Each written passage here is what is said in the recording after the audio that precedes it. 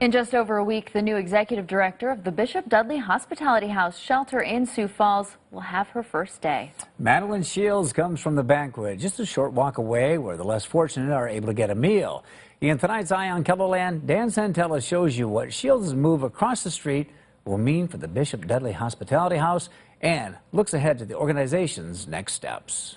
The banquet isn't even a block away from the Bishop Dudley Hospitality House, where Dave Morris has been a guest recently. The option of being homeless on the street and have to struggle for a place to stay warm, dry, or even a safe place to sleep, as opposed to having some place there where it's pretty well structured. The people who eat at the banquet, many times they are housed at the Bishop Dudley House. And so really I know these guests. Right now Shields is Director of Development and Marketing at the banquet. But come September 9, she'll be Executive Director at the Bishop Dudley Hospitality House, where Daryl Thuringer is Chairman of the Board of Directors. We had some really great applicants, but her familiarity with the community, with the guests, and just the process really stood out among the rest of them.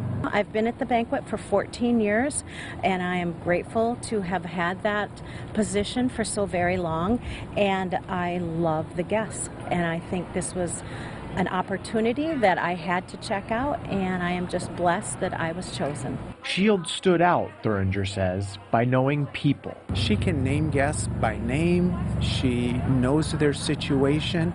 She knows how to help them. People are people.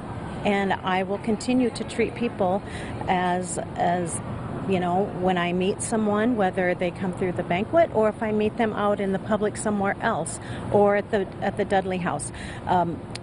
We are called to treat people with dignity and respect, and that's where every relationship and every meeting will start. I think one of the gifts that Madeline brings is tough love.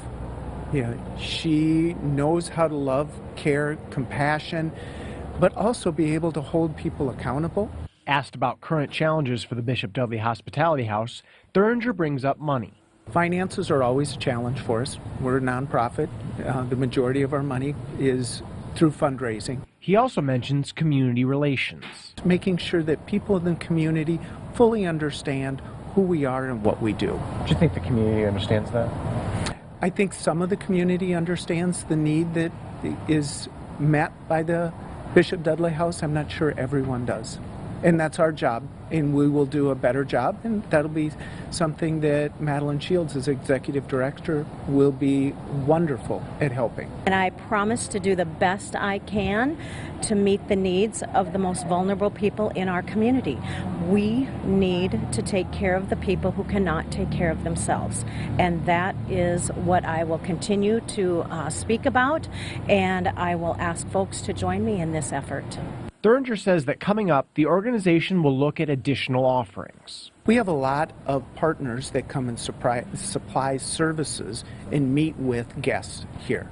What are some more providers that could come and provide services? Mental health services, addiction therapy, job counseling, education. Shields' experience at the banquet allows her to take lessons to her new role nearby. That everyone matters. Everyone is important. Everyone deserves dignity and respect, no matter where they are in their life.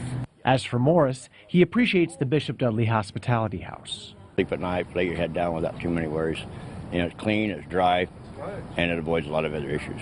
There needs to be a hand to help you stand up, and that's what we are here for at the Bishop Dudley Hospitality House.